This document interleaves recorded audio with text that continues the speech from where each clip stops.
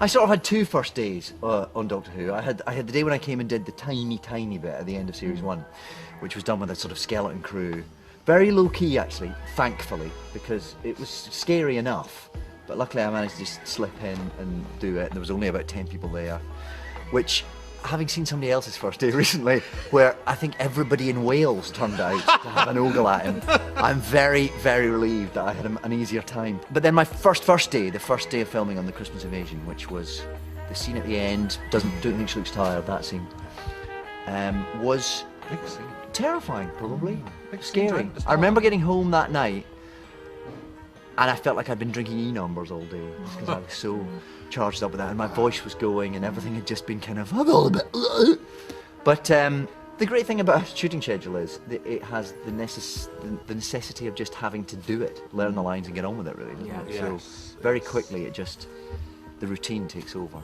Well, my first day was at home watching Doctor Who episodes. Was it? Classic Doctor Who. What was the first one you put in your VCR, as it was back in those days? I can't remember. Yeah, it was. I can't remember the first one, but the one that I really loved more than anything was City of Death. Really? That was the one. Why did you love it so particularly? Because I thought it was so ambitious, because I thought that was the episode I saw that made me think the show can do anything. It was so funny, it was so bold, it was so mad with Leonardo da Vinci. It was technically Paris, you know, there was a couple of exterior running shots, and I thought, oh, you could go abroad as well, and it was just so witty and bold. I haven't seen that in years. So that was my first day, and then the first shoot day, there was a space pig, and I remember thinking, this is unlike any other job I've ever done, there was a space pig. Yeah? Wow, that's fun. I suppose it's hard for me to think what my first day was, because I just sit at home all day, really. So I think the first day for me really was when it had been mentioned to my agent, Dr. Jane Tranter, Mr. Doctor Who, and I just sort of ignored that, and it was when you phoned up and said, Doctor Who, that's real. So I suppose I started with a feeling of horror, really, that never goes away, just of like how wrong it could go. And I think it's a very good way to work, just to always think how wrong it could go and fight against that fear. Yeah. So I remembered that deep feeling of like, oh my God, this could go so wrong, but I've got to do it. What about the moment when you sat down to start the first script, though? I don't even remember that. You don't? Funny, that doesn't no, feel like that didn't feel significant particularly. They're all just a blur in my head. Not a blur, I remember every script very precisely, but there's no grand sort of click. It's just always there, really. I just started one day, I can't remember. Literally, when you say Doctor Who, and it's like, well, what Doctor Who? That was my first thought. I knew exactly what Doctor Who I wanted to make, which is this one. I wasn't committed to it. I was sort of thinking, if there's not enough money for this one, not support, I'm not going to do it. But then I'll have to watch someone else do it. So I probably will do it. Oh my God, it was knotted like that. It's like life. But I think that, when I got asked to do it, and I remember you saying this, you recognised the sensation. It wasn't entirely kind of brilliant, yes, let's go. No. It's that slight horror of thinking, I don't know that this is the best idea because this could all go wrong. This could, you know, especially if it's something you love a lot. It could shatter a lot of dreams. But then very quickly you started talking about I need to wear a long coat. I did. And that kind of gives yourself away. Yes, but then a few days later I decided not to do it. I had woken up and thought, I'm not going to do this, and I spoke to my agent and said, I don't think it's the right thing to do, and then a few days later, fool. I know, but just because, for all you say, it's like, well, what will it actually be? It's a lovely idea, but and what will also, it actually be? I love it. Does that mean I want to make it? Yeah. You know, that's not automatic, actually. Yeah. Although it is. No, you then discover Well, because this, the clincher is, you then think, I cannot watch somebody else do this. Yes. And actually, that's the thing that makes you go, no. Most people view it as episodes. And it's very hard for us to choose favourite. We will be asked for the rest of our lives, what's your favourite episode, what's your favourite line? And it's been our life. I don't know how you can, it's like, what's your favourite bit of life? There's no such thing. It's like there's when they fell in love and when those two got together when that terrible news happened, and it's life, you know, it's all of that. So it's really hard to see as discrete episodes, I think. And I'm becoming quite sentimental as we only have 2 weeks left. You know, just walking around Upper Boat, walking around the studio and just recalling all the sets that have been built, all the actors that have been in here, all the things we've done, all the crews. It's kind of thinking about that, but it's not a specific moment or a specific story or a specific set. It's actually everything. It's the kind of whole of it. You can't compare Love and Monsters to Gridlock, to Doomsday, to the Shakespeare Code, to Planet of the Apes. They're just, you can talk about such a wide range of stuff that no one episode would sum up Doctor Who. Yeah. And the experience of filming each one is very different because it's just surrounded by different people. The stories are so different there, and and therefore it slightly feels like choosing between children, which would be wrong, I think. The best moments are getting the script for the first time. Yeah. And just thinking, what journey are we going on now? Yeah. And what is this? And what are the challenges? And that moment. And then beginning to see the rushes with you. And then the final mix where it's all coming together. And I've never had the fortune of being on a show where you can go into the final mix and really be excited on every episode. And that's the whole last 4 years, actually. I felt that way about every final mix. Yeah.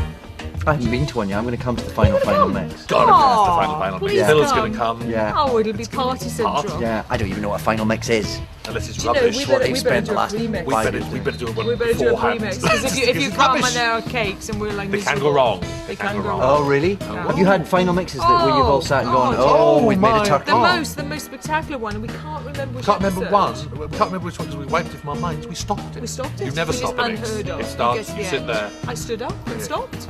Stop. I wish we could remember which one it was. And there's all sorts of. Clearly it got fixed before it got transmitted. Oh yeah. Oh huge. yeah. It was, yeah. Oh, we've brilliant. never transmitted anything. Oh, that- it that was didn't just, work. it was It's like- appalling. The Cybermen one was very hard because all the Cybermen were stomping and the music was And it going was- at a different stomp. Oh. And, that was hard. The Rise of the Cybermen, that was very, Yeah. very tricky to get right. But they're all hard. It's bits that I've forgotten about.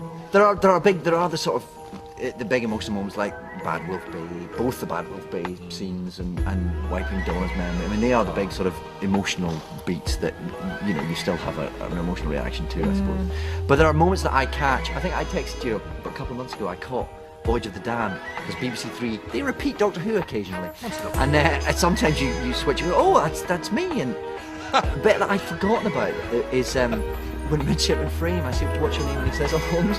Yes. And the Doctor just looks, "You're kidding me." Love that. Followed by Alonso Alonso, and I'd sort of forgotten how much I love that moment. So bits of that come back to you and kind of surprise you. Yes, I did that with Daleks in Manhattan. I saw that on BBC Three, and Miranda Raisin does that speech about. She talks about that off-stage showgirl called Heidi Chicane. Heidi Chicane. And I best just name. thought, oh, brilliant! I could write a series about Heidi Heidi Chicane. And the secret And I life. was- She's got a secret life. And I was hooting at that. And it's a brilliant. And she does that scene. Remember, Miranda does that scene. Brilliant. Yeah. So much comedy. So yeah, it's the bit. I still cry at the sound. I still laugh about it. Yeah. There are bits that take you by unexpected. Yeah. I can't think of any more. Unexpected moments, Julie. No, I don't, Russell, No. actually. I just love it. That's all I can say. I love it. I will catch it on a repeat and you get sucked in. Yeah. And if it's... Well, favourite guest stars, that's hard. Yeah, It's you really can't. hard. You can't All of start them. giving favourite guest stars. You can't start. No. But the ones we've loved, like Bernard, obviously. Bernard. I mean, we're in a lovely position on the show because someone comes in and with a show like this, you can then bring them back. It's like Penelope Wilton. She comes because we just love her. Bernard came in for one scene. We just Catherine came in for one Catherine episode. and Freema. And Freema was like a little part. With like that. So it's Billy. We've never shaken off yet. We tried. Keeps turning up in the Right. studio Stuff. with a little bat. Well, we've got some Share people it coming with back us in again. these final episodes that I don't think people know about as well. Still, Yes. haven't we? We've That's got a few lovely. that people have tumbled, but there's a No. couple of our little faces creeping back. Some that have people gone might under not the be radar. expecting. So Yeah. we've been very lucky. And for sheer adrenaline madness in Cardiff, Kylie Minogue coming to Cardiff was an absolute hoot. Yeah. That Yeah. was balmy. That was so balmy. Yeah. But also, we always get talked about, like, it as a show, well, we cast big stars in it, so we get talked about that. But the young talent as well. Is that Yeah. Harry Lloyd, Lenora Critchlow, Gridlock, and Yeah. Russell Tovey, and Felicity Jones and her makes big posh bill. yes, it's, Yeah. it's like, Kieran Mulligan and her makes big posh bill. of course, I know, yeah, there's a lot. See, we get these careers out of scattered. Are a rung on the ladder. We've forgotten. Forgotten. Yeah, Forgotten. yeah. Get off the boat. But lots. Brilliant. Right, are we ready? I'm honoured to Are be we doing ready? big Me too. question. Honoured. Yeah. Okay, right. So, first big question. Lucy Saxon and a million masters. The Doctor facing his destiny, Wilf facing Minnie Hooper. Hooper? What were your one favourite moment from episode 17? Minnie Cooper. Did you mean that to be a sort of play on Minnie Cooper? I've only just realised. Minnie No, Hooper? No, so no. did I. That's why I stumbled over it. That's good. Just good to me now. See, you just slip the puns in without realising you're doing A it. reliable old design, upbooted for a new age. There we are. Favourite moments. Yes. The scene in the cafe Oh, with Wilf. yes. Okay, Yes. Russell? Well, yes. Exactly, and well, probably know you and John Sim as well in the Wasteland at night. Right. I had States, all of that, and you. Actually, I haven't seen any of it back yet. That moment where you realise that you can hear the noise in his head is. Oh, Everything turns on its head. Thrilling. Then. Right. That's absolutely I love thrilling. that Right. bit. Yes. Right. My favourite moment is when you first see the Master in the Wasteland. So the kind of the scale of it, and you're running looking for him, and you see him at a distance, and he's banging. Next question. Oh dear, what's in there? Somebody's been nicking bits off the TARDIS. Right, The big question. big question Let in me this know. big envelope. Oh, that's very dramatic. Yeah, you got to do that. You got to Okay. chuck them away. How would you describe the development of these? Are hard. When I last did this, it was what's your favourite colour? How would you describe the development of Wilf and his relationship with the Doctor? Well, this is after this episode is 17. so we can't We really can't tell you answer what the that, I'm ultimate afraid. There's a lot more to come There's and a a lot more huge amount more to come. really personal stuff. That comment, Yeah. what they are to each other is Yeah. on its way. So we're going to not answer. We're going to say tight, Yeah. fairly tight-lipped about the development We as well. are. Needless to say, Love from the and moment need. we cast Bernard Cribbins in Yes. Voyage of the Damned to where we are now, was never quite anticipated, but has ended up No. seeming like it was always meant to be. Absolutely, and I think Bernard Cribbins is one of our finest actors in the land. Extraordinary. Blimey, that clanks, doesn't it? The big question. that a theme tune? The Time Lords are back. Hooray! It says They are hooray. back. How Marks much after hooray. persuasion / money / chocolate biscuits would it take to entice you back into the world of Doctor Who? Oh. Good question. Well, frankly, no one's ever asked me, so there we go. That's my We haven't actually left If yet. they asked, maybe I'd give an answer. We haven't actually left yet, so you Yeah, can't. but we're on the brink, really we're on the precipice, know. we're on that cliff top. My answer is the right story. Oh, Yeah, that's boring. you but, will you be know. asked though, because you'll have the 15 Doctors, the 25 Doctors. 2013, I guess, is the next anniversary, isn't it? And I think, am I right in thinking in 2013 that the anniversary, 23rd November, is on a Saturday? It never is. I think so. Have you looked this up? Exactly, This is looking that up pitiful. once. You I'm like a looked weeping, it up. I'm a Oh, well, weeping we've angel. got We are weeping That's- angels thinking about Got it. it. We get the planning starts here. Well, exactly. Next question. There's a bell in there. I I can hear a bell. I could make a Patrick quite good. Troughton reference. Do you want to do that No. reference? No. Moving on. Okay. Janka Bell. The final 2 episodes are full of secrets and mysteries. Oh yes. Yes. Now you're leaving. Could you each give us a secret you can at last reveal? I've got a brilliant secret. This is the last big question. I like The noise. final 2 episodes are amongst the most dramatic and emotional, like ever. Well, let's Was hope. That's a very, making it's a them very subjective viewpoint. was making them a sad farewell or a happy crescendo. Have you had a happy crescendo? Well, we still got a week to go. I'm Still waiting for a happy crescendo. When's that coming? Happy crescendo. I can't even see it. Happy Crescendo. That's the name of a character in my next series. The Adventures of Happy Crescendo. Well, for me, it's been very sad because we have lots of footage of me crying at any moment. So Yeah, the the- read-through I cried at, your big scene, not to be discussed, I cried at, Yeah. and I'm sure there's much more crying to come. So for me, it's a sad farewell and no happy crescendo. Yes. Yeah. What happened yesterday, David? Yesterday we filmed the regeneration scene. Yes. Can we even reveal there is one? Is that giving too much away?